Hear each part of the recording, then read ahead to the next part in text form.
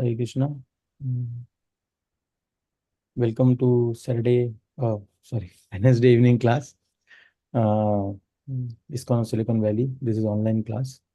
We'll start with Jai Radha Madhav. So, mm, so we will be able to share.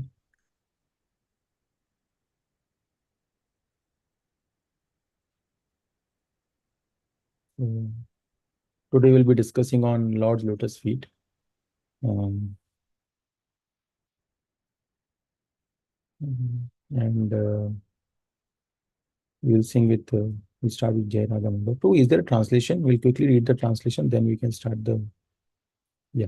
Krishna is a lover of Radha. He displays many amorous pastimes in the groves of Vrindavan. He is the lover of the cowherd maidens of Vraja and the holder of the great hill named Govardhan, and the beloved son of Mother Yashoda. He delights the inhabitants of Vraja and wanders in the forest along the banks of river Yamuna.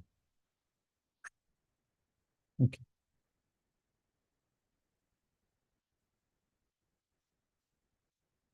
Jai Radha Madhava Jai Kunja Vihari Jai Radha Madhava Jai Kunja Vihari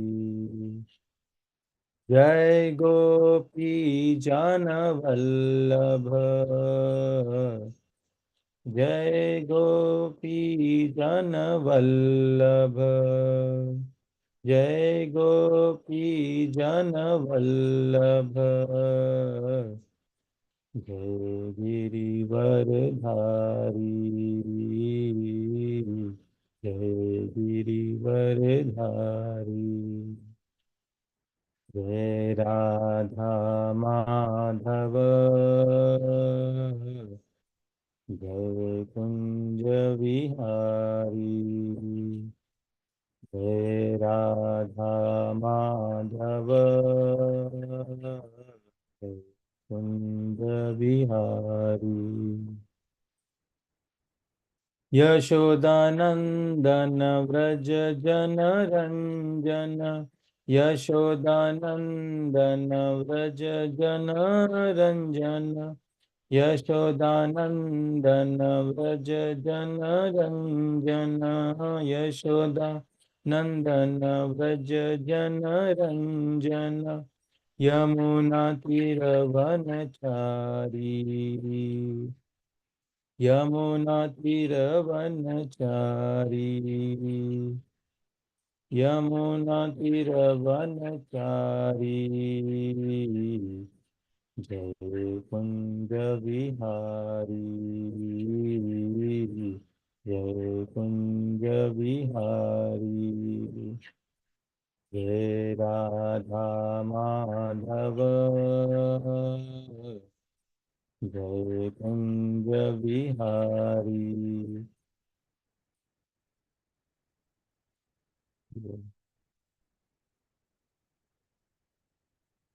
We can go to Mangala Charan prayers. Om Jnana Timirandasya Jnananjana Shalakaya Chakshurunmilitam Yena Tasmai Shri Gurave Namaha Shri Chaitanya Manobishtam Sthapitam Yena Bhutale Swayam Rupa Kadamayyam Dadati Swapadantikam Vandeham Shri Guru Shri Yuta Padakamalam Shri Gurun Vaishnavamsha Shri Rupam Sagrajatam Sahagana Raghunathanvitam Tvam Sajivam Sadvaitam Savadutam Parijana Sahitam Krishna Chaitanya Devam Shri Radha Krishna Pada Sagana Lalita Shri Vishakhanvitamsha He Krishna Karuna Sindhu Deenabandho Jagatpate Gopesha Gopika Kanta Radha Kanta Namostute तप्त कांचन गौरांगी राधे वृंदावनेश्वरी वृषभानुसुते देवी प्रणमामि हरिप्रिये वाञ्छाकल्पतरुभ्यश्च कृपा सिन्धुभ्य एव च पतितानां पावनेभ्यो वैष्णवेभ्यो नमो नमः। जय श्री कृष्ण चैतन्य प्रभु नित्यानंद श्री अद्वैत गदाधर श्रीवासादि गौर भक्तवृंद। हरे कृष्णा कृष्ण कृष्ण हरे हरे हरे रामा राम राम हरे हरे। हरे कृष्णा कृष्ण कृष्ण हरे हरे हरे रामा राम राम हरे हरे। हरे कृष्णा कृष्ण कृष्ण हरे हरे हरे रामा राम राम हरे हरे। नमो विष्णुपादाय कृष्ण पृष्ठाय भूतले श्रीमते भक्तिवेदांत स्वामी निति नामिने। नमस्ते सारस्वती देवे गौरवाणी प्रचारिणे निर्विशेष शून्यवादी पाश्चात्य देश तारिणे मुकुंद करति वाचन गुणगाते गिरिं यत्कृपातमहं वन्दे श्री गुरुदेवं। हरे Krishna. Thank you, Prabhu. So, Prabhu, can you share chapter 7, verse number 14? Since we are reading the chat, which is chapter a day, chapter 7, I was thinking we can pick up something from there. And obviously, today's topic is Lord's lotus feet, and we'll see in the purport proper mentions about it. Which verse, Prabhu? Verse number 14, Prabhu.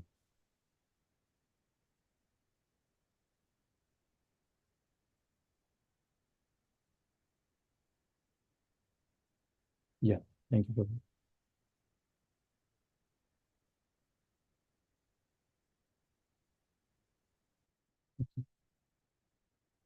I can repeat, maybe I can only read the verse 3 times. दैवीयेषा गुणमयी मम माया दुरत्यया मामेव ये प्रपद्यन्ते मायामेतां तरन्ति ते। दैवीयेषा गुणमयी मम माया दुरत्यया मामेव ये प्रपद्यन्ते मा मायामेतां तरन्ति ते। दैवीयेषा गुणमयी मम माया दुरत्यया मामेव ये प्रपद्यन्ते मायामेतां तरन्ति ते। Synonyms: Devi, transcendental; he, certainly; Esha, this; Gunamai, consisting of the three modes of material nature; Mama, my; Maya, energy; Durutyaya, very difficult to overcome. So Krishna here is saying that the three modes of nature is very, very difficult to overcome. We will see those three modes. Mam, unto me; Eva, certainly; Ye, those who; Prapadyante, surrender; Maya, metam, this illusory energy; Taranti, overcome; Te, they. Translation: this divine energy of mind, consisting of three modes of material nature, is difficult to overcome. But those who have surrendered unto me can easily cross beyond it. Purport by His Divine Grace A.C. Bhaktivedanta Swami Srila Prabhupada ki jai. The Supreme Personality of Godhead has innumerable energies, and all these energies are divine. Although the living entities are part of His energies and therefore divine, due to contact with material energy, their original superior power is covered. Being thus covered by material energy, one cannot possibly overcome its influence. And your solution that Srila Prabhupada is giving is surrender. Krishna is saying is surrender unto me. And we will see what does surrender unto me means. As previously stated, both the material and spiritual natures, being emanated from the Supreme Personality of Godhead, are eternal. The living entities belong to the eternal superior nature of the Lord, but due to contamination by the inferior nature, matter, their illusion is also eternal. The conditioned soul is therefore called Nitya Baddha, or eternally conditioned. No one can trace out the history of his becoming conditioned at a certain date in material history. Consequently, his release from the clutches of material nature is very difficult. Even though that material nature is an inferior energy, because material energy is ultimately conducted by the supreme will, which the living entity cannot overcome. Inferior material nature is defined herein as divine nature due to its divine connection and movement by the divine will. Being conducted by divine will, material nature, although inferior, acts so wonderfully in the construction and destruction of the cosmic manifestation. Vedas confirm this as follows: Mayam tu prakritim vidyan mainam tu maheshwaram. Although Maya, illusion, is false or temporary, the background of Maya is the supreme magician, the personality of Godhead, who is Maheshwar, the supreme controller. This is mentioned in Shvetashwara Upanishad 4.1.10. Another meaning of guna is rope. This is talking about again three modes of three gunas. It is to be understood that the conditioned soul is tightly tied by the ropes of illusion. A man bound by the hands or feet cannot free himself. He must be helped by a person who is unbound. Because the bound cannot help the bound, the rescuer must be liberated. It is mentioned, right? Like recently only I was coming by flight and it was there was announcement that plus first you have to wear the mask and only then please put the mask on your dependents. So first we have to be Krishna conscious, only then we can give Krishna conscious to others. Therefore, only Lord Krishna or his bona fide representative, the spiritual master, can release the conditioned soul. Without such superior help, one cannot be freed from the bondage of material nature. Devotional service or Krishna consciousness can help one gain such release. Krishna, being the Lord of the illusory energy, can order this insurmountable energy to release the conditioned soul. He orders this release out of his causeless mercy on the surrendered soul and out of his paternal affection for the living entity, who is originally a beloved son of Lord. Therefore, surrender unto the lotus feet of the Lord is the only means to get free from the clutches of the stringent material nature. This will be our topic. Basically, here Krishna is saying that what does surrender means, right? At the start of the translation, Krishna is saying that in order to overcome the three modes of nature, which is very difficult to overcome, Krishna is saying the surrender unto me. But what does surrender unto me means is surrender unto the lotus feet of the Lord. The words Mam, Eva are also significant. Mam means unto Krishna, Vishnu only, and not Brahma or Shiva. Although Brahma and Shiva are greatly elevated and are almost to the level of Vishnu, it is not possible for such incarnations of Rajagun and Tamogun to release the conditioned soul from the clutches of Maya. In other words, both Brahma and Shiva are also under the influence of Maya. Only Vishnu is the master of Maya, therefore he alone can give release to the conditioned soul. The Vedas, Shvetashwara Upanishad 3.8 confirms this in the phrase Tam Eva Viditva, or freedom is only possible by understanding Krishna. Even Lord Shiva affirms that liberation can be achieved only by the mercy of Vishnu. Lord Shiva says, Mukti Pradata Sarvesham Vishnu Reva Na Samshaya. There is no doubt that Vishnu is the deliverer of liberation for everyone. Hare Krishna. So we are very fortunate that we are getting a chance to read something from Bhagavad Gita. There are so many people in this world, but very few get the chance to get connected with devotees and through them somehow get a chance to read Bhagavad Gita. Actually, Krishna mentions that in this chapter itself. If we see, Bhagavad Gita is divided into three parts. First 6 chapters talk about Karma Yoga. Middle 6 chapters, as we know, talks about the main crux, which is Bhakti Yoga. In the last 6 chapters, which is chapter number 13 to 18, talks about Jnana Yoga. And you can think of it, the example that Vishnu Chakravarti Thakur gives is that of a jewel box. The jewel in the box, or the pearl in the box, is nicely protected by the upper cover and the below base. Or you can think of it a cream biscuit.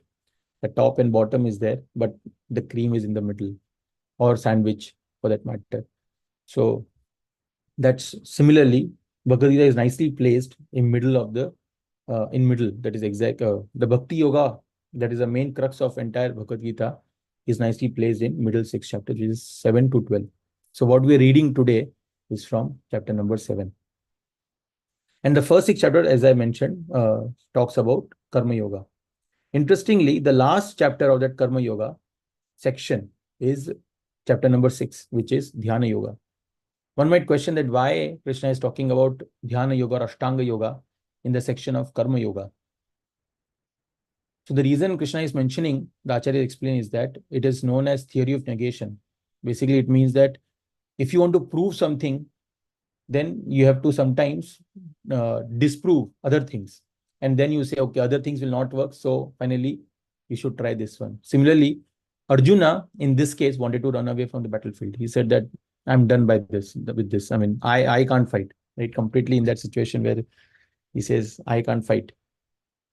And then Krishna gives various talks about various chapters. He says third chapter, fourth chapter, fifth chapter, and finally, because Arjuna says that I will rather run away from the battlefield and I will go to jungle. What will someone do at jungle? Dhruv Maharaj also wanted to go to jungle. What did he do? He did meditation, right? Which is one form of Ashtanga yoga.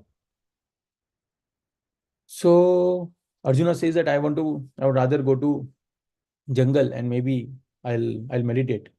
Ashtanga yoga. And then Krishna in chapter 6, through Dhyana yoga, talking about mind, he indirectly hints to Arjuna that Ashtanga yoga is equally, in fact, it is more difficult.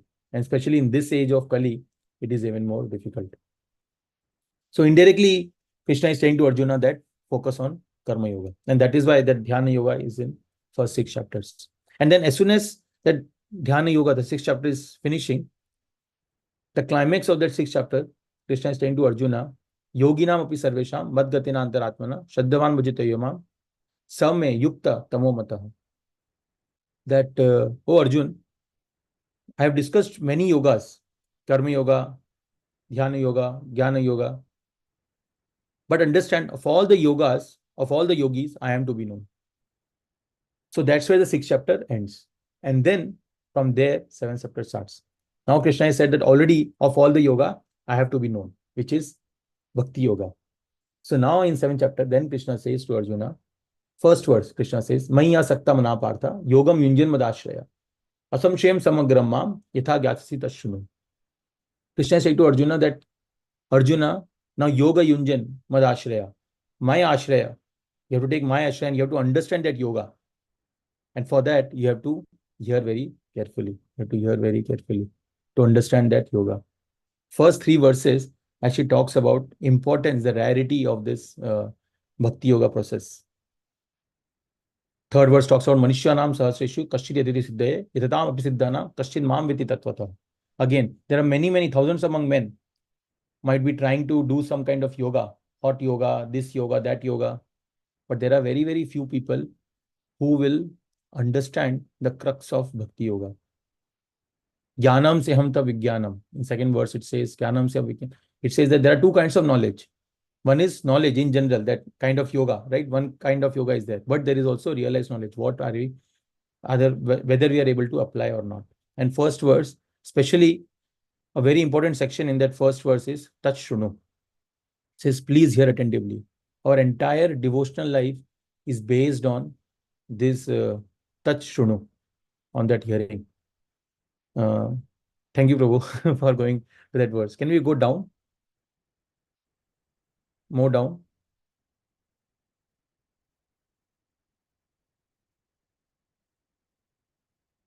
Okay, little bit up, sorry. Yeah, 1 minute, 1 minute. Here he says, to hear about Krishna from Vedic literatures or to hear from him directly through Bhagavad Gita is itself righteous activity. And for one who hears about Krishna, Lord Krishna, who is dwelling in everyone's heart, act as a best wishing friend and purifies the devotees who constantly engage in hearing of him. In this way, a devotee naturally develops his dormant transcendental knowledge. So how one can gain the knowledge? Basic is by hearing. And then from verse number 4 to verse number 12, Krishna is talking about how you can see me in this material world. Bhumi rapo nalo vayo kham mano buddhi revacha ahankara ityam me bhinna praktirishtada. And then he talks about how I am sound in ether, I am the taste of water, and all these things. Why? Because in today's world, everyone wants to see Krishna. Everyone wants to see God. Once a patient goes to ophthalmologist, you can think of it like basically who takes care of the, eye specialist or something. So, and he goes and says that I'm not able to read. I'm not able to read anything, doctor. So doctor says that, okay, then how we in India I mean, I don't know how here it works. In India, I've seen that they say first very small letters they will ask to read. If you can't read that, then little bigger letter, then little bigger, then bigger. They'll see which letter finally he can read, or they will try to put different specs and see which letters he or she is able to read at what at which number. So this guy was for every even biggest letter or biggest number also, he was saying, I'm not able to read. And then the doctor completely got baffled that what this guy is saying, he's not able to read anything. Then this guy said, doctor said, how did you come here? You're not able to see anything based on what you're saying. How did you come here? He said, no, I really like this, I reached here. Then the doctor realized that he can see everything, but he doesn't know how to read. He can see everything, but he doesn't know how to read. And sadly, this is the same problem that every jiva is facing. They want to see God, but they don't know how to see God. And Krishna, in verse number 4 to verse number 12, is saying how you can see God. Right? He's saying here, if you see, I am the original fragrance of earth, verse number 9. He's saying, I'm the original fragrance of earth. That gandha, right? That gandha. Recently, I was in one eco village, and there, just walking towards the Gaushala, and just walking towards the Gaushala, I could smell the fragrance of the earth, right? The cow dung, the cow urine. Obviously, in Vedic scripture is explained that cow dung, cow urine is very, very pure. So fragrance of the earth. Earth is known for its original fragrance, and especially when there is rain, we say sondi sondi khushbu, that there is that aroma comes, right? So that original fragrance is actually uh, uh, earth. Krishna is saying that I am that original fragrance, right? And then heat.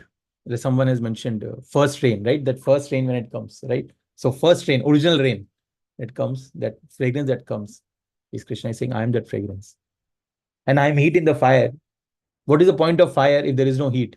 Because heat is the what gives helps in cooking, right? Heat is the one which gives because of which the food gets cooked. Krishna is saying, I am that heat, and I am the life of all lives, and the penance of all ascetics. So like that, Krishna is basically explaining to Arjuna that how you can see me in everything. Krishna is saying, I am the strength of the strong, devoid of passion and desire. There is a pastime where Krishna, Arjuna is telling to Krishna that I want to please Krishna, get down to the chariot. It was, entire war was over. And Arjuna tells to Krishna now, because he knows that he is supreme personality of Godhead, so he tells to Krishna that you please get down first. And Krishna says, no, no, no, you get down first. And like that, both of them are telling to each other, please get down, get down. And then finally Arjuna thinks that, okay, Krishna is giving me an order, I should get down. And when he gets down, after that, as soon as Krishna gets down, the entire chariots gets completely destroyed. Basically, then Arjuna realizes that I didn't have any strength. It was Krishna who was holding that entire chariot, even after getting so much hit by the arrows of the Kauravas. So Krishna is strength of the strong. There's another pastime of Arjuna where Arjuna was trying to fight against some cowherd boys because they had abducted the queens of Krishna, if I'm not wrong. And then Arjuna gets defeated. Those cowherd boys were nothing but were actually Krishna only. And then Arjuna realizes that he actually doesn't have any strength. That strength also that he has got is actually coming from Krishna. So like this, Krishna is indirectly telling to Arjuna in this entire section that how you can see me. How you can see me. If we see Kunti Maharani, right?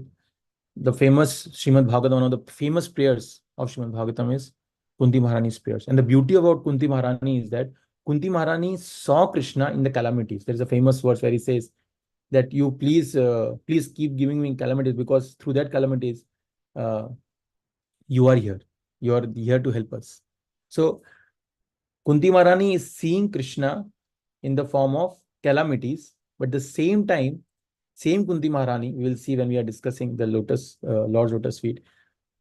Kunti Maharani is also seeing Krishna in the form of not just calamities, but in terms of prosperities also. In the form of prosperities also. So we see that how devotees in all the situations they are able to see Krishna. Parikshit Maharaj saw Krishna in the form of protection, right? He saw Krishna in the form of protection when he was in the womb of Uttara. But same Parikshit Maharaj then saw Krishna in the form of death. And when he was cursed, he said that, okay, maybe it was Krishna's plan. Right? It's completely irony in one sense, right? Opposite. So these are great devotees who can see Krishna in everything. Can see Krishna in everything. And then we enter the 14th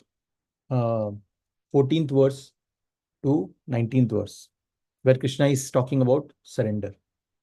Right? Surrender in Hindi means sir under. That means we are ready to bow down. We are ready to take a very humble position. That is surrender.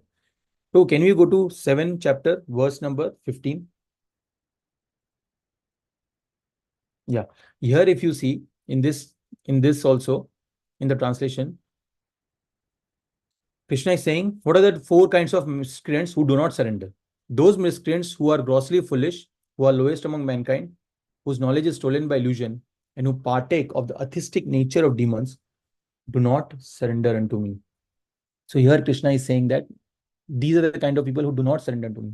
And then if you go right to the end of the chapter, end of the verse, purport. End of the purport, completely down. Yeah, here Krishna is saying, what does that surrender means? Krishna is saying that surrender actually means, as above mentioned, never surrender unto the lotus feet of the personality of Godhead. So again, coming back to the lotus feet of the personality of Godhead, in spite of all scriptural and authoritative advice. In this one verse, Krishna is mentioning about the lotus feet of the Lord 8 times. You can count it. Either he would be saying, please take shelter of the lotus feet, or he would be saying, devotees take shelter of the lotus feet, or he would be saying, demons do not take shelter of the lotus feet. But somewhere, directly or indirectly, Srila Prabhupada mentions about the lotus feet of the Lord. Lotus feet of the Lord is so very important. There is a verse in Chaitanya Charitamrita, in Madhya Leela, where Chaitanya Mahaprabhu is asking Ramananda Rai. Lord is asking devotee. He is asking, Dhye Madhye Jivere Kartavya Kaun Dhyan. He is saying, Dhye Madhye Jivere Kartavya Kaun Dhyan. That Dhye Madhye, among all the meditations, among all the different kinds of meditations, this is, if you're going to that verse, it is Madhya Leela, 8th chapter, 253. The discussion between Chaitanya Mahaprabhu and Ramananda Rai. So he is saying here, Jivera Madhye, Dhye Madhye, Jivera Kartavya Kaun Dhyan. That among all the kinds of meditations, what is the duty? Yeah, here only. Jivera Kartavya Kaun Dhyan. Among all the kinds of meditations, what is the duty of a living entity? What is the most important dhyana or meditation? Kauna dhyan. Which kind of meditation is the most important meditation? And then Ramananda Rai is saying, Radha Krishna Padambuja, Dhyana Pradhan, is saying, Radha Krishna Padambuja, the lotus feet of Sri Sri Radha and Krishna, the meditating on that lotus feet of Sri Sri Radha Krishna is Pradhan, is the topmost kind of meditation. Sri Ramananda Rai replied, the chief duty of every living entity is to meditate upon the lotus feet of Radha and Krishna. Right? Radha and Krishna. So we see that the lotus feet of Lord Krishna is glorified so much in the entire Srimad Bhagavatam. In fact, in Mahabharata, if we see, it's an irony, in one sense, that when Arjuna and Duryodhana, they both go to meet Krishna because obviously war was about to start and they wanted to see, they wanted Krishna's assistance or help to see on whose side Krishna will be. So Arjuna was sitting on the lotus, near the lotus feet of Krishna, and Duryodhana was sitting near the lotus face of Krishna. And Krishna chose someone who is sitting near the his lotus feet. Arjuna, who was sitting near the lotus feet of Krishna. So again, Shastras are showing us that lotus feet of Krishna is very, very glorious. Very glorious. So today what we are going to do is, so the question comes, how we can meditate on the lotus feet of Krishna? Again, we are asked about meditation. Here, Chaitanya Mahaprabhu is asking Ramananda is saying, meditate on those lotus feet of the Lord. There are various ways, obviously, Acharya explained. But one of the ways is by understanding the various signs which are present on the lotus feet of Lord Krishna, or Chaitanya Mahaprabhu, Srimati Radharani, or Nityananda Rai. Just by seeing or meditating on the various signs of lotus feet of Krishna, one can perfect his or her life. Just by understanding the essence or what each sign signifies, one can summarize or one can get the crux of all the Vedic scriptures. So what we are going to do now is go through that various signs or marks on the lotus feet of the Lord. There are in all 19 marks on the lotus feet of Krishna, 11 on the right hand side, right foot, and 8 on the left foot. Vishwan Chakravarti Thakur explains that the first 2 cantos of Srimad Bhagavatam is actually the left foot and the right foot and the left foot of Sri Krishna. Basically lotus feet of Krishna are the first 2 cantos of Srimad Bhagavatam. So I'll share the slide.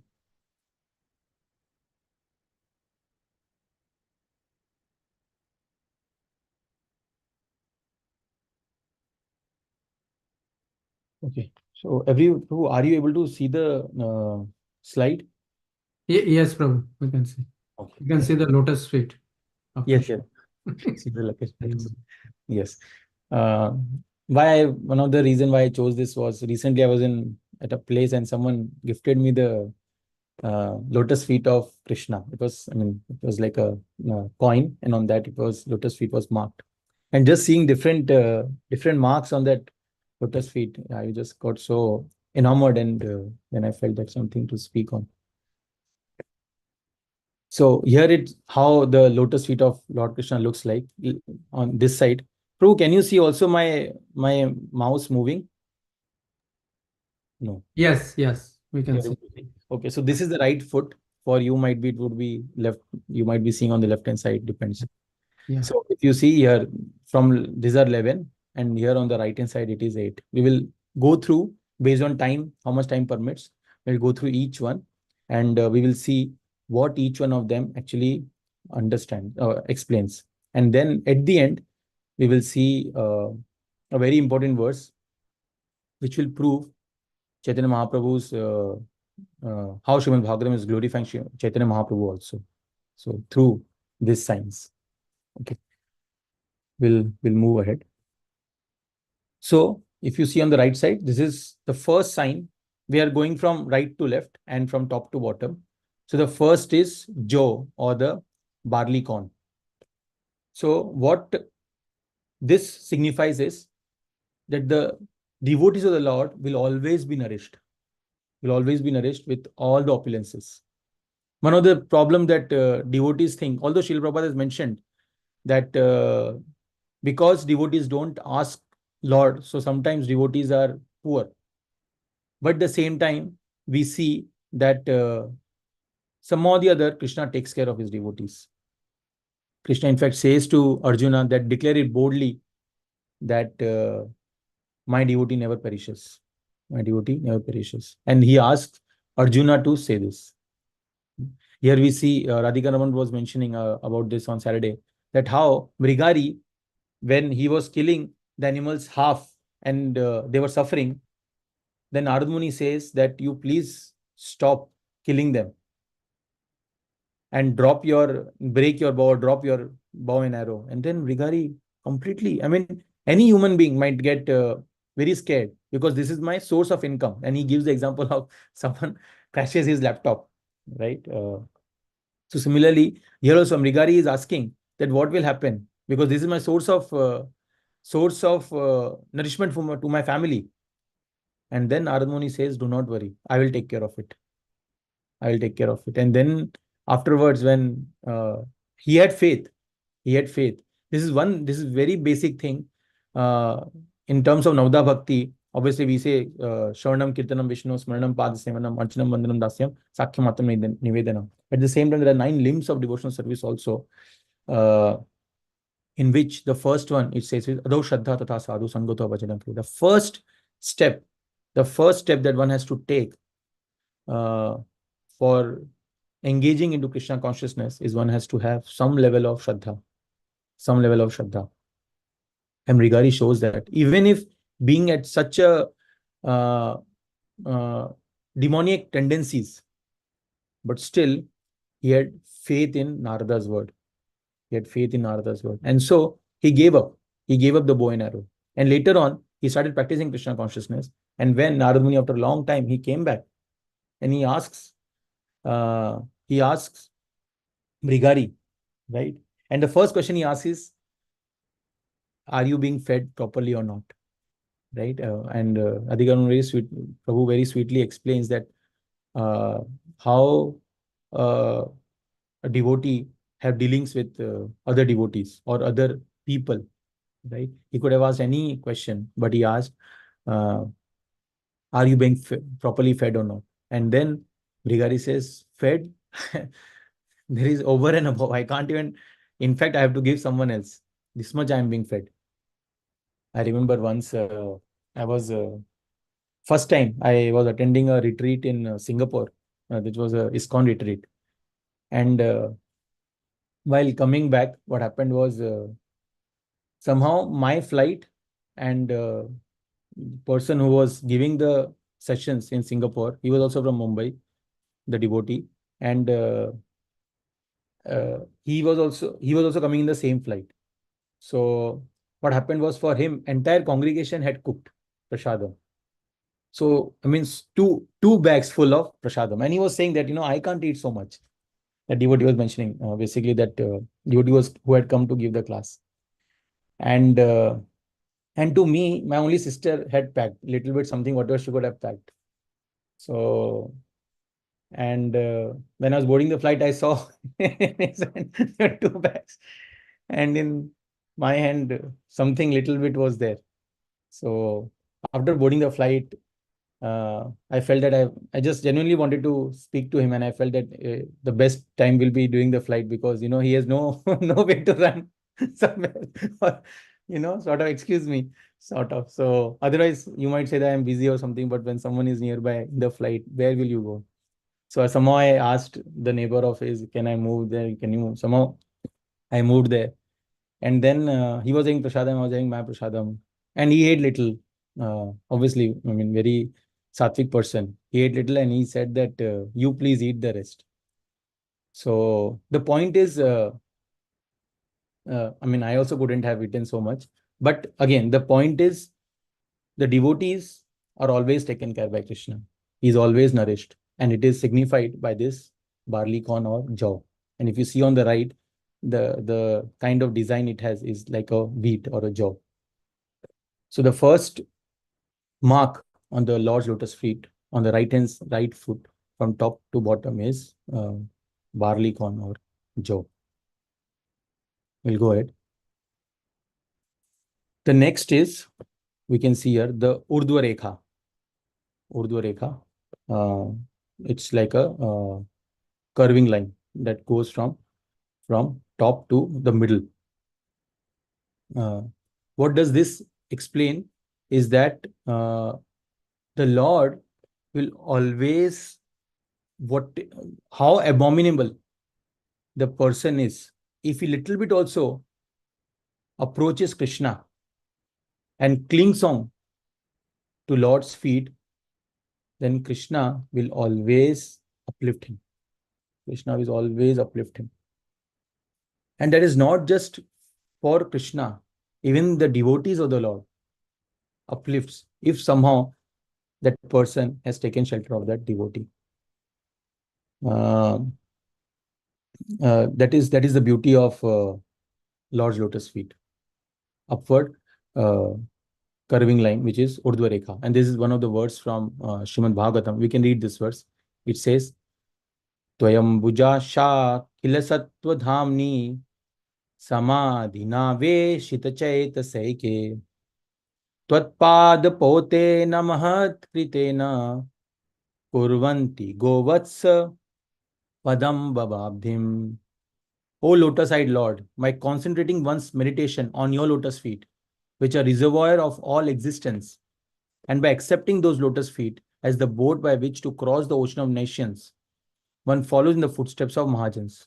Footsteps in the Mahajans. One just takes shelter of the lotus feet of the devotees, and indirectly taking lotus feet, taking shelter of the Krishna.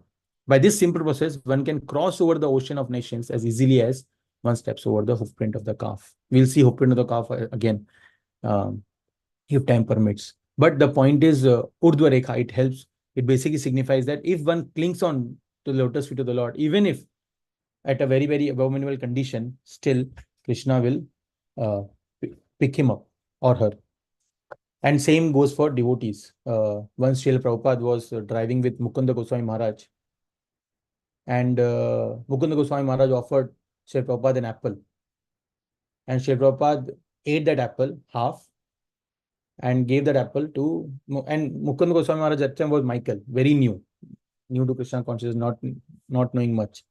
So Srila Prabhupada ate a half apple and gave back to to Michael.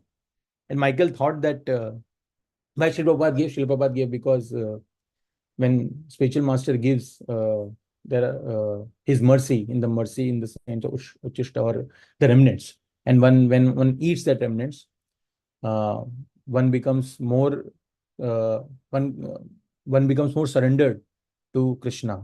At the same time, becomes more surrendered to his spiritual master, and all the good qualities comes to him or her. So Srila Prabhupada, that's why, as an etiquette, I mean not etiquette, but as mercy, he gave that half apple to him. And Michael ate that apple half, and then he gave back to Srila Prabhupada. He didn't realize that it was only one way, it was not two way. But that was the kind of people Srila Prabhupada was dealing with. There was another scenario where Srila Prabhupada had gone to Amsterdam, and he was doing yajna because he was just about to start a sacrificial fire initiation ceremony and installation of deities also. And then he asked for fruits. And in the name of fruits, what came was chopped fruits. Chopped fruits. I mean, so naive. I mean, so new. Once Srila Prabhupada was teaching one devotee how to put tilak on the forehead, and there was no water, so that devotee spat on the tilak. Was trying to apply that. So that was the kind of people Srila Prabhupada was dealing with. But because they had taken shelter of Srila Prabhupada's lotus feet also, Srila Prabhupada uplifted them from some kind of lower births to highest supreme Vaishnavas. And that happens, that is signified by Urdhva Rekha, or the upward curving line, which is this. Next is Chakra, Lord's Chakra, right? Lord Krishna's Chakra is so famous. It killed Shishupal and many demons, right? There's another one, Durvasa Muni, where it ran behind Durvasa Muni. Why? Because he was trying to harm his very dear devotee, Amrish Maharaj, correct? But what Chakra signifies is that the 6 enemies that a jiva can have, which will restrict him or which will refrain him to take Krishna's shelter completely, is completely destroyed by this chakra.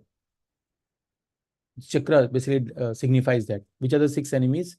Kam, Krodh, Lobh, Moha, Mada, Matsar. Anger, greed, arrogance, attachment, jealousy, and lust. All these 6 enemies, basically, it starts obviously at mental level, at the mind level. All these 6 can be destroyed if one has taken shelter of the Lord's lotus feet. This chakra signifies that. And there is a very famous pastime of Lord Ramachandra. Lord Ramachandra killed all the demons that Sage Vishwamitra had asked for. And then Ramchandra asked, okay, now can I go back to Ayodhya, head back to Ayodhya? And Vishwamitra says, Sage Utamashu says, no, hold on. There's one final assignment left. And then he goes to the place where this big rock was there. And then lotus feet of Lord Ramachandra touches uh, that stone, that rock, big rock. And then that rock gets delivered, basically Ahilya. So all the misgivings because of which Ahilya had taken the shape of that rock or that stone was completely destroyed by how? By the touch of the lotus feet of the Lord, the touch of the lotus feet of the Lord, right? And yeah, so the chakra demonstrates this uh, how the enemies, the 6 enemies, can be destroyed. This is a very nice verse, again talking about uh,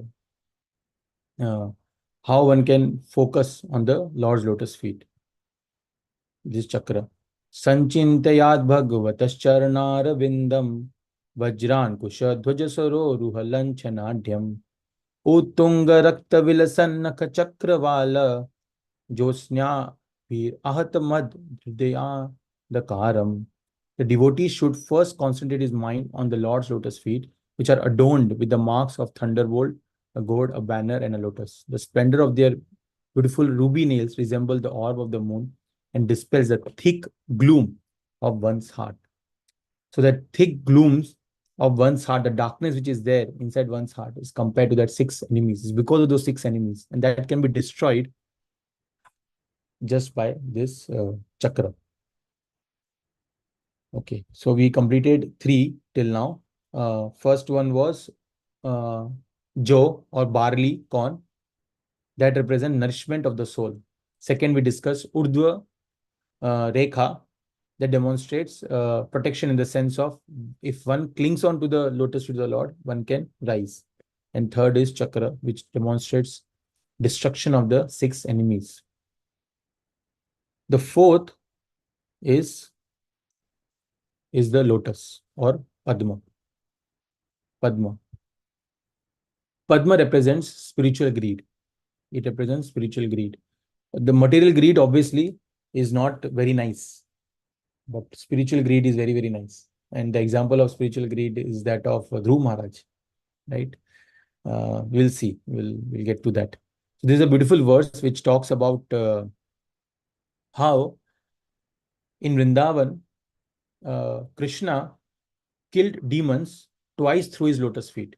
There can be many, but I'm right now recollecting 2.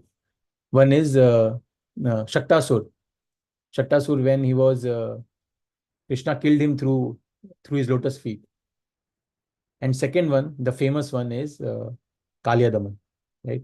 Krishna is dancing on the hoods of Kalia, and the Nagapatnis are praying to Krishna that please don't kill them. But at the same time, Nagapatnis are little confused.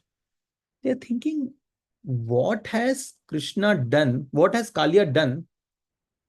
What's so great? I mean, what punya that he had accumulated, that Krishna's lotus feet is on the hoods of Kalia. That even Mother Lakshmi is doing multiple vows so that she can get that lotus feet. Even she is getting hard time to get it. And this Kalia got this very easily. So this is a verse which explains that. It is from 16th chapter, verse number 36, from Srimad Bhagavatam 10th canto. Kasyanubhavo kasya. In Marathi we say kasa, asa kasa, how. Right? So they are also saying how. We do not know. How is it possible? Nagapatnis are saying Kasyanubhavosya deva vidmahe tavangri renu sparshadhikara. Adhikar. Who has given the adhikar? From where they got this adhikar that Krishna is dancing on the hoods, on their hoods? How they got this adhikar? What was the answer? Nagapatnis, right? Say that behind every successful man there is there is a woman. So like that, indirectly, it's actually because of Nagapatni's devotion that Kalia has got that opportunity that Krishna is dancing on his hood. Yadvanchaya Shrir Lalana Charattapo Vihaya Kama Suchiram Drita Vrata.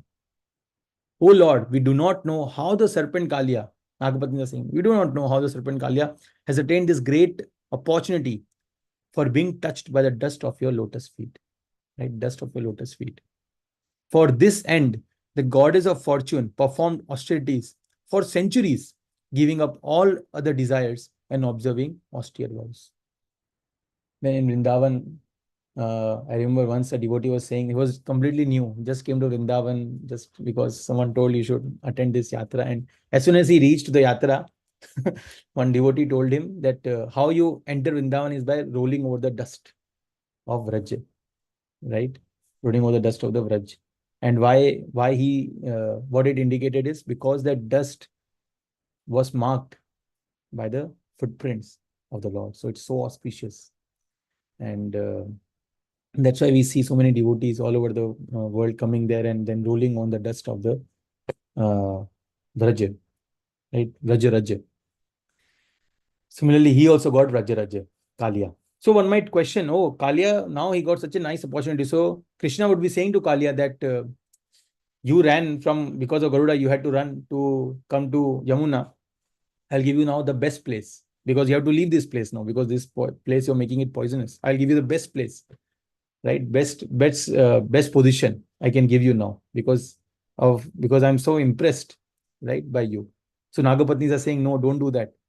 Na nakaprishtam na cha sarvabhaumam na parameshthyam na rasadhipatyam na yoga siddhirapunarbhavam va vanchanti yat padaraja prapanna. He says, they are saying, those who have attained the dust of a lotus feet, the highest position that Kalia could have got was that he got the dust of the lotus feet. They never hanker for kingship of heaven, limitless sovereignty. They don't hanker for this. The position of Brahma. We will discuss about this position of Brahma or rulership over the earth. They are not interested even in the perfections of yoga or in the liberation itself. Why? Because they have got the dust of the lotus feet of the Lord.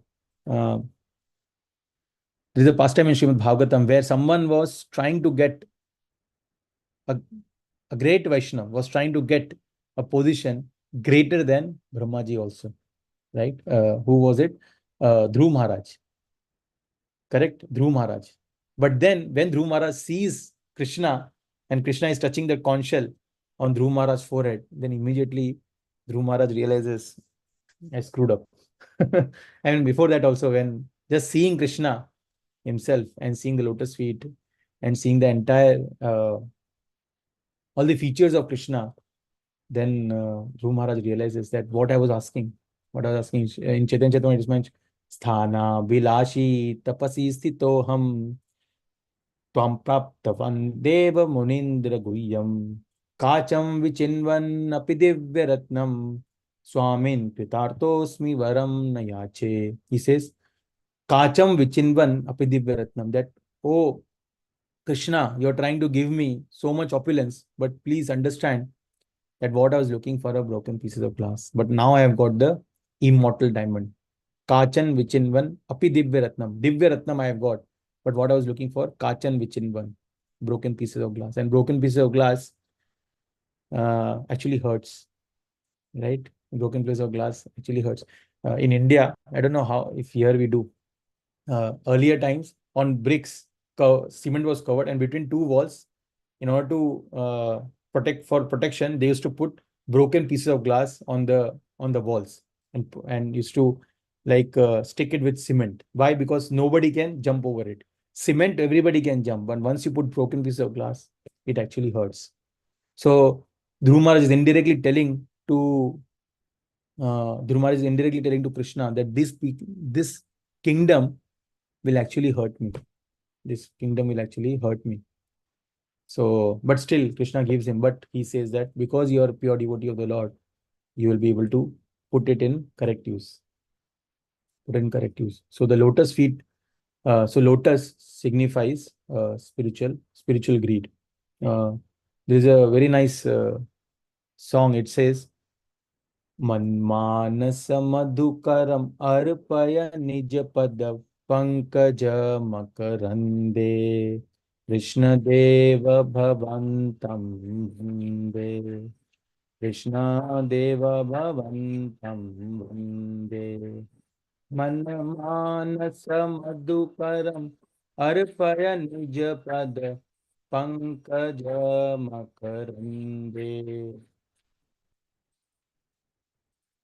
Krishnadeva भवन्तं वन्दे कृष्णदेव भवन्तं वन्दे. Basically, it says that this is by Rupa Goswami in Stavamala. It says that my mind, please, just like bee, how it's trying to go to the honey, please, O Krishna, bring my mind also towards the honey, which is your lotus feet of the Lord. The lotus feet of the Lord. Please bring that mind to that place.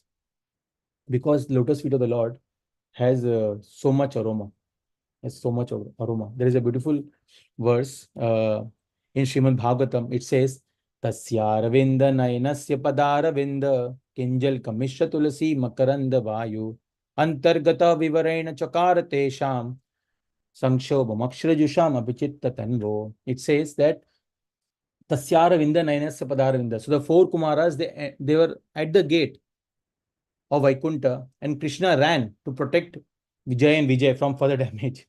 Sometimes it happens further damage. So Jay Vijay just got cursed, and Vishnu came running, uh, and he was not even wearing the shoes. Why he was not wearing the shoes? Because he knew the uh, uh, the the reaction if someone sees the lotus feet of the Lord. Someone who is very angry can immediately calm down.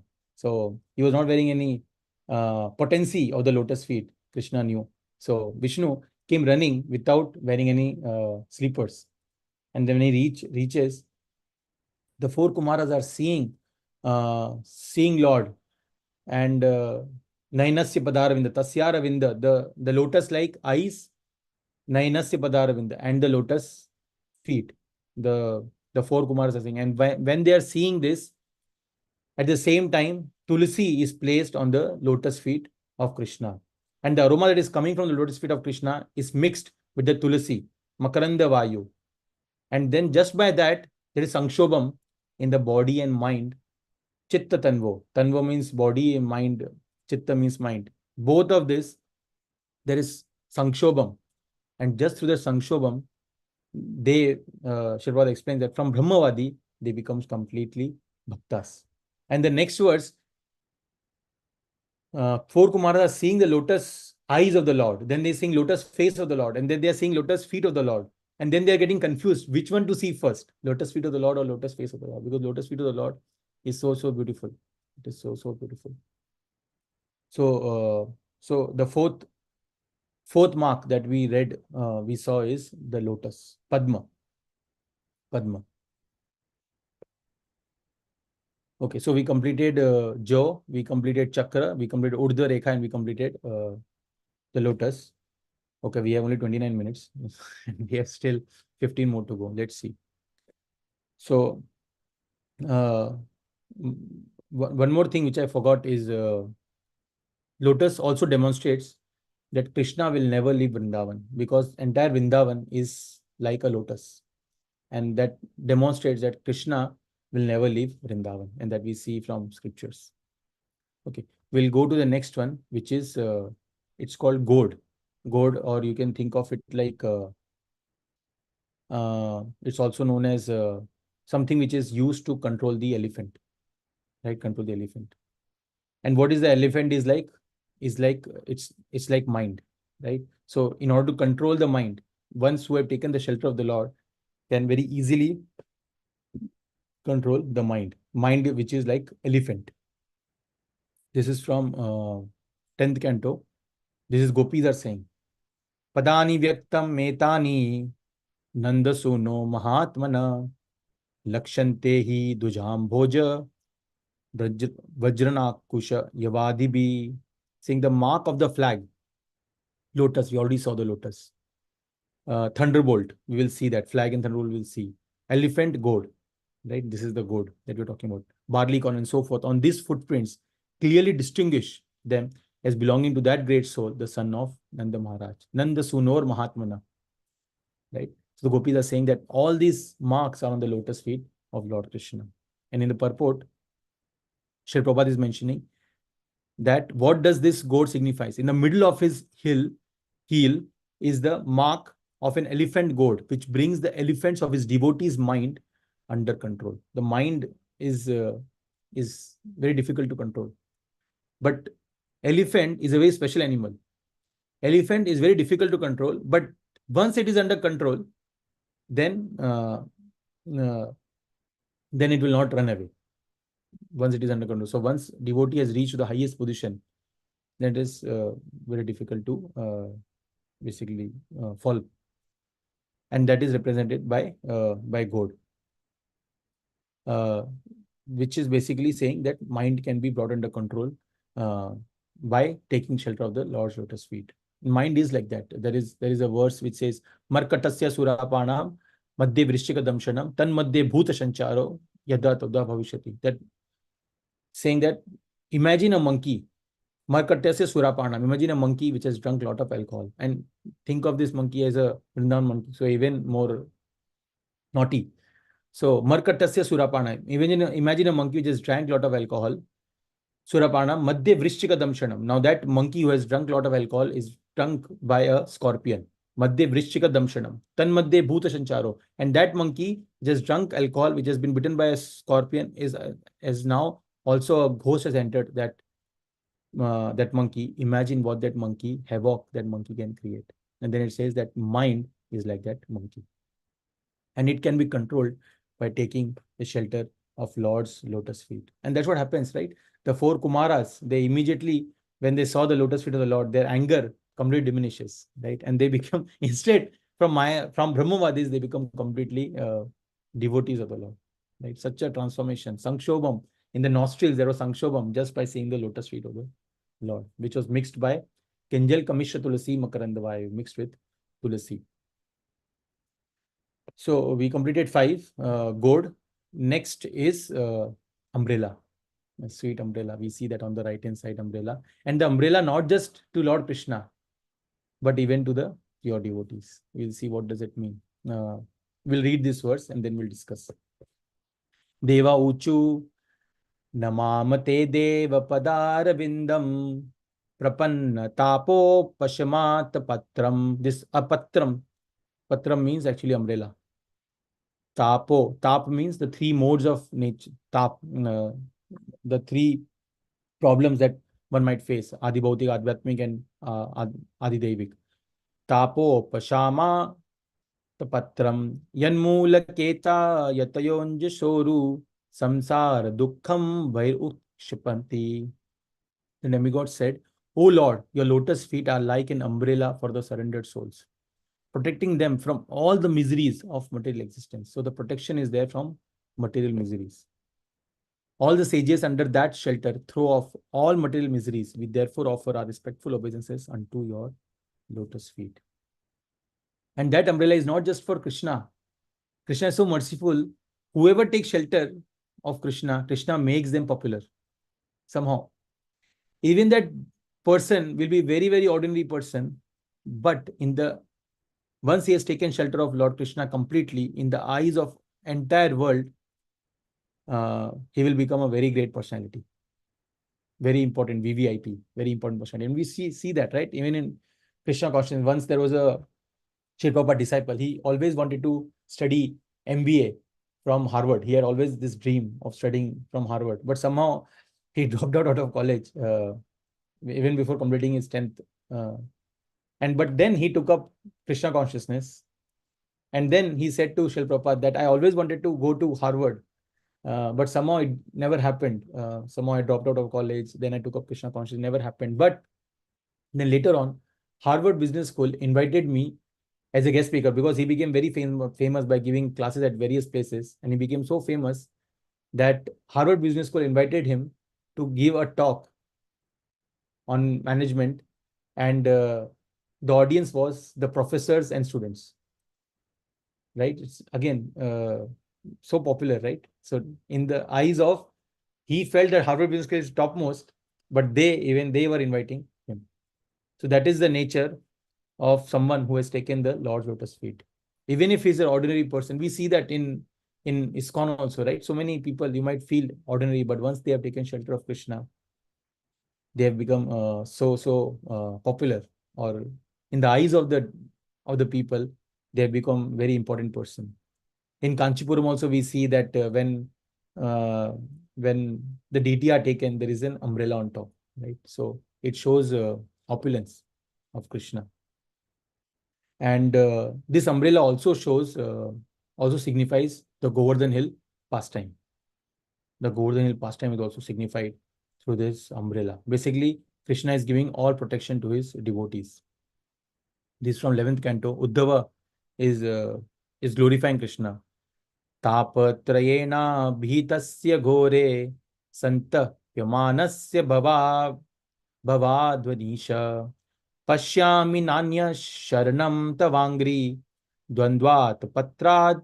Again attapatrat, right? Umbrella. Amrita bhivarshat. Amrita, nourish. Amrita means nectar, varsha means rain. So rain of nectar happens once one is taken the shelter of Lord's lotus feet. My dear Lord, for one who is being tormented on the terrible path of birth and death and is constantly overwhelmed by the threefold miseries, I do not see any possible shelter other than your two lotus feet, which are just like a refreshing umbrella that pours down showers of delicious nectar. Right? Showers of delicious nectar. So, this is what umbrella mark signifies on the Lord's lotus feet. I will quickly, once there is some chat, I just want to, okay. We'll go to the next words now. The next, which is, we have completed the umbrella. Umbrella is over. Next is flag. We'll go a little fast now. It's 8:10. Flag, dhwaja. Dhwaja. That dhwaja represents, again, it represents full protection given by the Lord. Full protection. And after that is thunderbolt or vajra. Vajra represents that how much ever sins one has accumulated throughout his life, all that sins, mountain of sins will be destroyed if one has taken the shelter of the Lord. That all that mountain of sins will be destroyed by that Indra's vajra. And it also signifies that one can come to the level of Indra. Although in Krishna consciousness, Srimad Bhagavatam, what we see is that Indra is not taken as a very good devotee in one sense. But if you think about it, he lives for completely one Manvantara, which is close to 71 Chatur Yugas, a lot, right? And we also see in Brihad Bhagavatamrita, where the king, he was said by Narad Muni that you are the greatest devotee of the Lord, recipient of the greatest mercy. And then he says, no, not me. It's actually Indra. You should go to Indra. And then he goes to Indra. So presence of Indra in Brihad Bhagavatamrita shows that he is in some league of great devotees, right? So one can come to the level of Indra. That's what is Vajra. And one of the weapon of Indra is Vajra, thunderbolt. We see this verse. Yachausha nishritta sarit pravo hardakena tirthena murdyadikritena shivo shivo bhut. Dhyatur mana shamala shaila nishritta vajram. Dhyayet chiram bhagavatas charanarvindam. To the blessed Lord Shiva, we will discuss about Lord Shiva also if time permits in the future verses during half moon. Becomes all the more blessed by bearing on his head the holy waters of Ganges, which has its source in the water that wash the Lord's lotus feet. The Lord's feet act like thunderbolts. This is important. The Lord's feet acts like thunderbolts hurled to shatter the mountain of sin stored in the mind of meditating devotee. Right? A devotee is meditating, but somehow his mind, there are a lot of sin stored because of past karmas and all. Everything gets destroyed by thunderbolt, by vajra. One should therefore meditate on the Lord's lotus feet for a long time. 3:28, 22. So again, vajra, basically, it demonstrates that mountains of sins can be destroyed if one has taken the shelter of the Lord.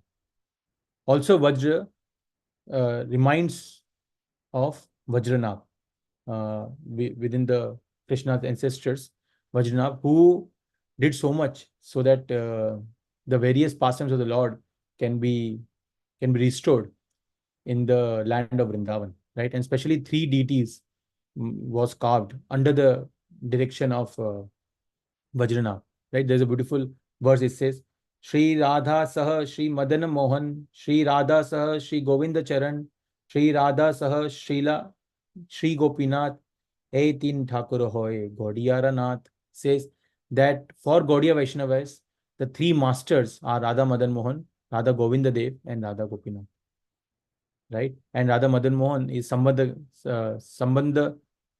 Radha Govind ji is Abhiday, and Radha Gopinath is Prayojan. Radha Madan Mohan is the lotus feet, resembles the lotus feet of the Lord. That's what Uttara says. When Uttara sees that, Uttara sees Shri Radha Madan Mohan, and Radha Govinda Dev is like has similar waist as Krishna, and Gopinath is has similar face as Krishna.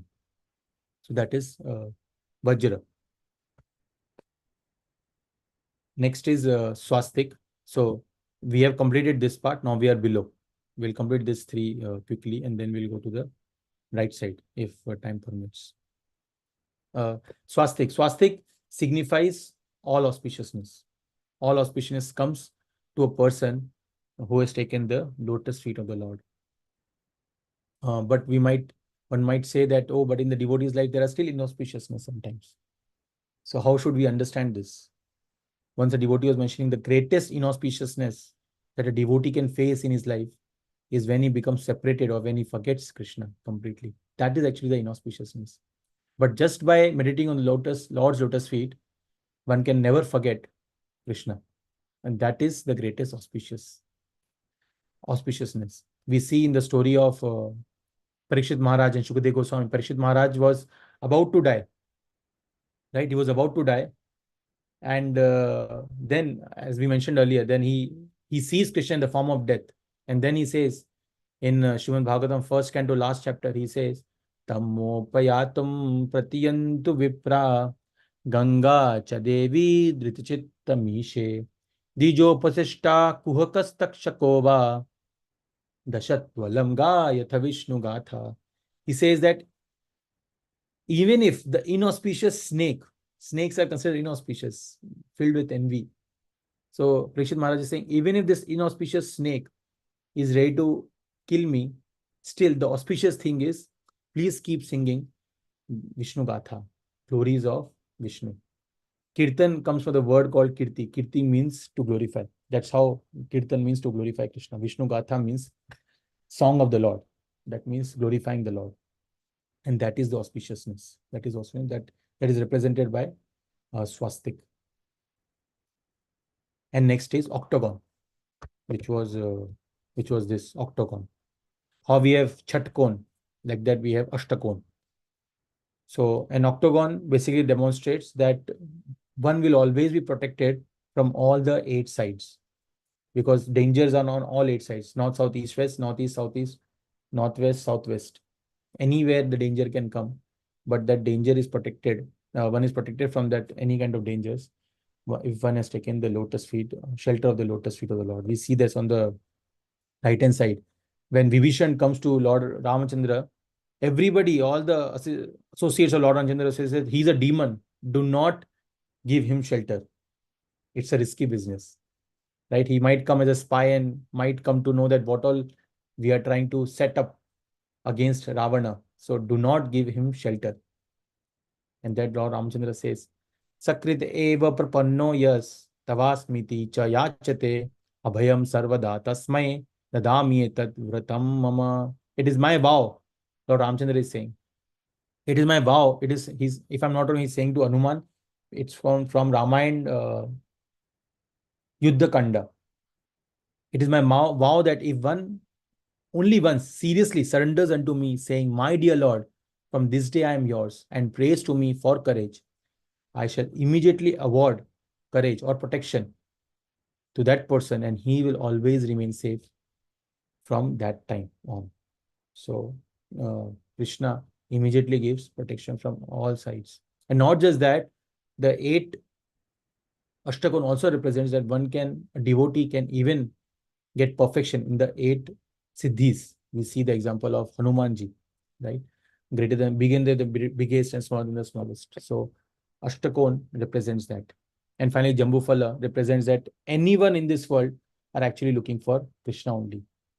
Anyone in this world is actually looking for Krishna. This is what it represents. And we see that in Krishna book, George Harrison is saying that everybody is looking for Krishna. Some knows and some are not aware of it, but everybody is looking for Krishna, right? So we have completed right side completely, which is starts from Jaw, which represents nourishment of the soul. Urdhva Rekha, this represents if one has cling to the Lord's lotus feet, then Krishna will uplift him. And then we see Chakra, destroys the 6 enemies. Then we see lotus, spiritual greed. Then we see gourd, or which is used to control the elephant like mind. And then we see umbrella, which gives tapa, which gives protection from tapa, from threefold miseries. And then we see flag, dhwaja, again protection. And then thunderbolt destroys all the sins which one has accumulated. Mountain of sins will be destroyed. Ashtakon, we see Ashtakon is again, Krishna is saying that one will get protection from eightfold, from 8 sides. And swastik brings auspiciousness. And Jambufala, everyone is looking for Krishna. Now we'll enter the leftmost. We have 10 minutes. I think we should be able to finish it. We'll go quickly. So we'll start from the conch. Conch represents victory. Conch represents victory. And we see in Bhagavad Gita, chapter 1, right? Panchajanyam Rishikesho Devadattam Dhananjaya Poundram Dadmo Mahashankham Bhima Karma Vrikodara, says that whenever conch is blowed, especially by pure devotees of the Lord or by Krishna, one should understand victory is there. Victory is there. And for devotee, what is the victory? For devotee, the victory is complete shelter of the Lord. Complete shelter of the Lord. So here, it is my vow that if one, so that is Panchajanya, conch. Next is, so Panchajanya demonstrates victory. Next is concentric circles that we see here. Concentric circles. So concentric circles demonstrates one is exterior reason and one is interior reason. Interior demonstration, exterior. We will first see interior. So what concentric circle says is the rasa dance. So that circles represent rasa dance between the gopis and Krishna, and also represents that Srimati Radharani is in the middle playing the veena and Krishna is circumambulating him. And we see that veena in Tota Gopinath, in Jagannath Puri, Shri Tota Gopinath. There we see Radharani holding veena. So concentric circles represents that. And it also represents that Krishna is inside also, basically inside circle also, outside also. So basically he's doing everything in material world, but still he's aloof from it. And that is explained in Ishopanishad. Tadajayati tannajayati taddure tadvantike tantarasya sarvasya tadu sarvasyasya bhayatah. The Supreme Lord walks and does not walk. He's far away, but he's very near as well. He's within everything and yet he's outside of everything. So concentric circles. He's here and at the same time not affected by it. That represents concentric circles. Next, if we see here, is here, this one. This is hoof print of a calf. Hoof print of a calf. And that hoof print of a calf, that demonstrates that even if one feels difficult of crossing over this material ocean because it is so big and so many difficulties are there. Tapa, difficulties are there, but one can overcome if one has taken shelter of the Lord's lotus feet. That entire material nations will look like a hoof print of a calf. Samashita ye pallava plavam Mahat padam punya yasho murare. Bhavam buddhir vatsa padam param padam padam padam yad vipadam natesham. He's saying at padam padam there is some or the other vipadam. There are some troubles. But all that vipadam one can cross over. Vatsa padam. If it will look like a hoof print of a calf, and Bhavam Budir, such a contaminated world also will be able to cross over. So here Krishna is saying the ocean of material world is like the water contained in the calf's footprint, and except the boat of the lotus feet of the Lord. Their goal is Param Padam, Vaikunta, the place where there are no miseries, not the place where there is danger at every step. So here there is danger at every step. But then in Shashta Ashtakam, we see something else. We say Anandam Buddhi Vardhanam Pratipadam Purnam Swadanam. There, Pratipadam, at every step, there is Purnam Swadanam, there is nectar. But here, at every Padam, there is trouble. And one can cross over just like a cow's hoof print. It will seem like a cow's hoof print, very easy. This will take some, we'll spend some time in this. This is the third, the next is, if you see here, triangle that represents that the threefold miseries, which is Adhyatmic, Adi Bhautik, Adi Devik. All these three miseries one can overcome just by taking shelter of the Lord's lotus feet. And those three triangle also represents who all take shelter of the Lord. Everyone takes shelter of the Lord, right from demigods like Brahma to Jiva like Dhruva to animals like Gajendra. Everybody takes shelter of the Lord. What about shelter? Even three modes of nature one can overcome just by taking shelter of the Lord. And next is this Dhanush. Dhanush is bow. We'll stop here since already 8:25. We'll quickly summarize here. Dhanush basically means that one can overcome the lust which is created by Kamdev's arrows if one has taken shelter of the Lord. Because Kamdev also represents Cupid, right? But that Cupid one can overcome if one has taken shelter of the Lord. So that Cupid arrow this is what it represents. Because Krishna's name is Madan Mohan, Madan Mohan. One is overcome the Madan also, basically the Cupid. And the pictures, these four pictures represents Amrita. One will always be immortal, or basically one will completely have nectarian rain if one has taken shelter. And half moon uh, represents coolness. Basically, moon represents mind, and mind will be calm always if one has taken shelter of the Lord. Also, the half moon is there because seeing the nails of the Lord's feet, lotus feet, the moon also feels ashamed that, oh, this is so shiny. What about my shine? My shine is nothing. So he takes a humble position of half. But also says that if one is taken shelter of the Lord, that half, if we have taken half also, just by taking that shelter, one can complete bloom to a full moon. And finally, fish represents Matsya, that how Krishna slowly expands himself. Like that, Krishna in our life also will slowly expand if we have little bit also taken his shelter.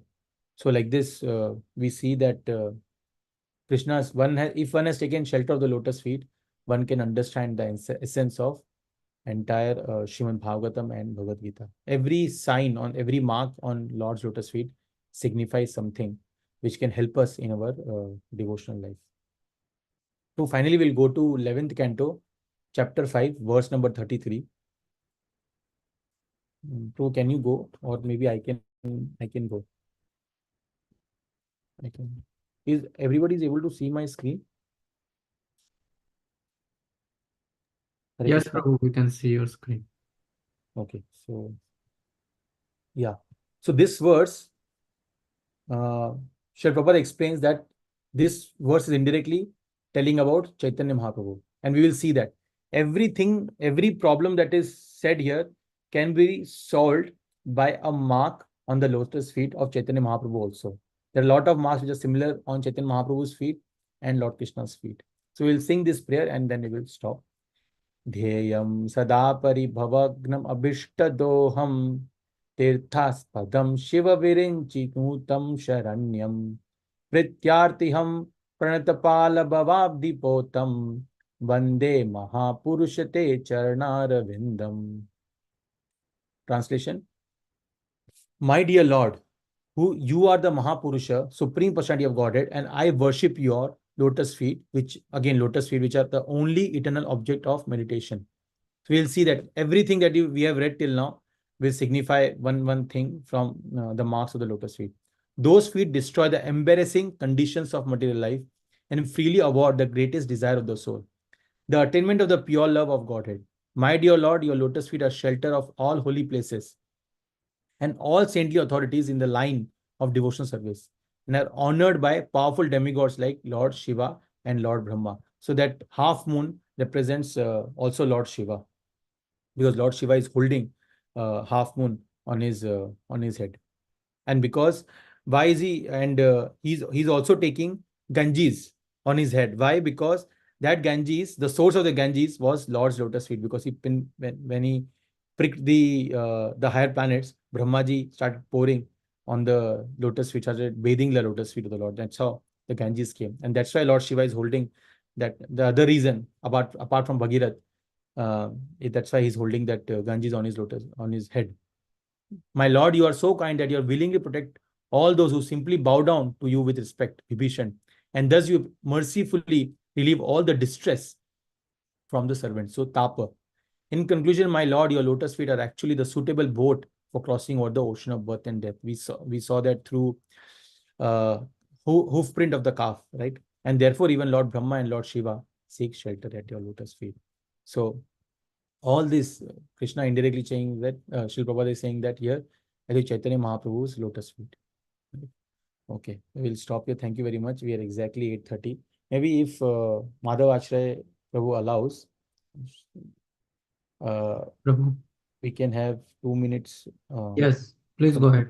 Not a problem. if anyone has any reflections or anything to share, whatever they, Vaishya Prabhu says, when you reflect, then it helps others. Sharing is caring. So maybe we can take 1 or 2 points, and then we can end today's session.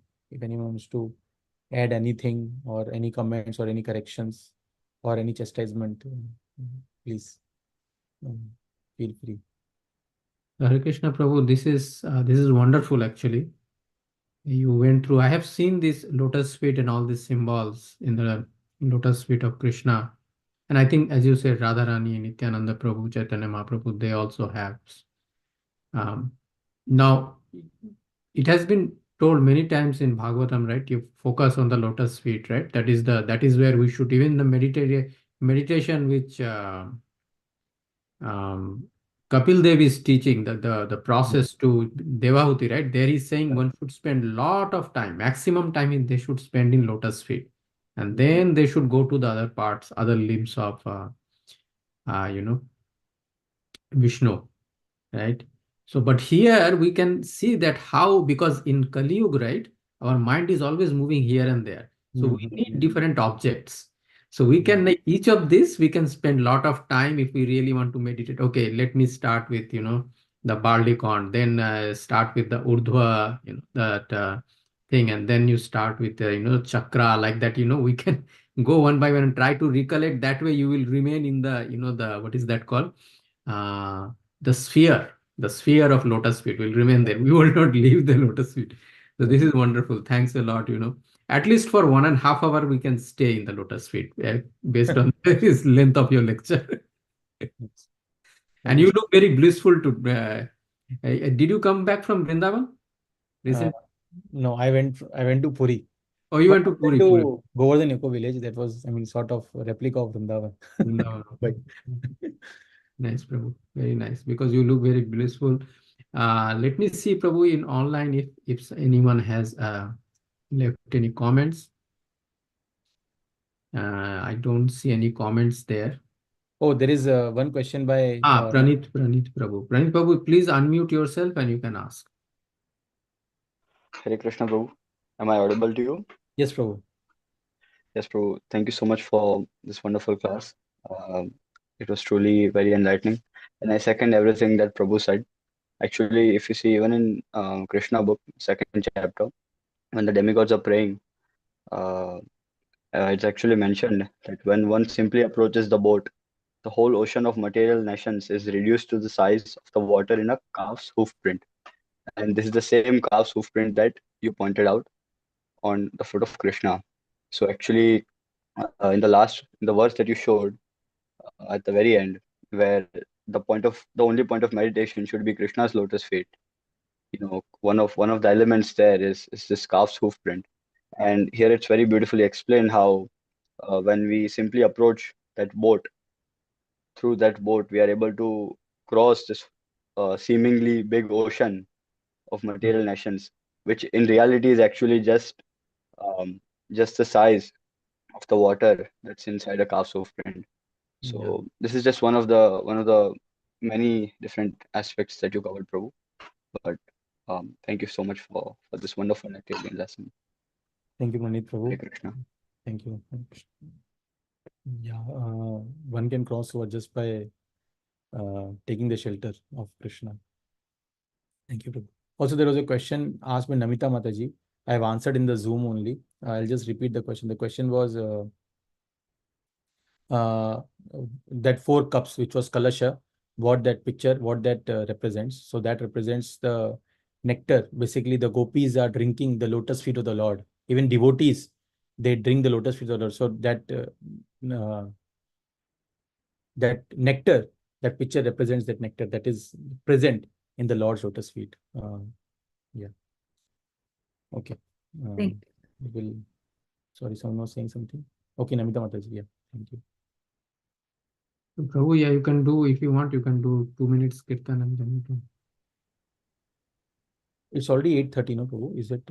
It's up to you, basically.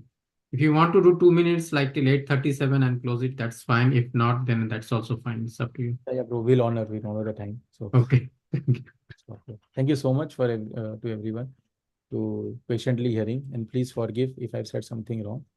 Srila Prabhupada ki jai. Hare Krishna. Acyuta Chaitanya Prabhu ki jai. Ki jai. Hare Krishna. Vancha kalpatarubhyascha kripash Jai. Namam Pavanityo Vaishnavi. Thank you, dear devotees, for joining the Wednesday class and listening patiently, and thank you for participating. We'll now close the Wednesday session. Thank you again for joining. Hare Krishna.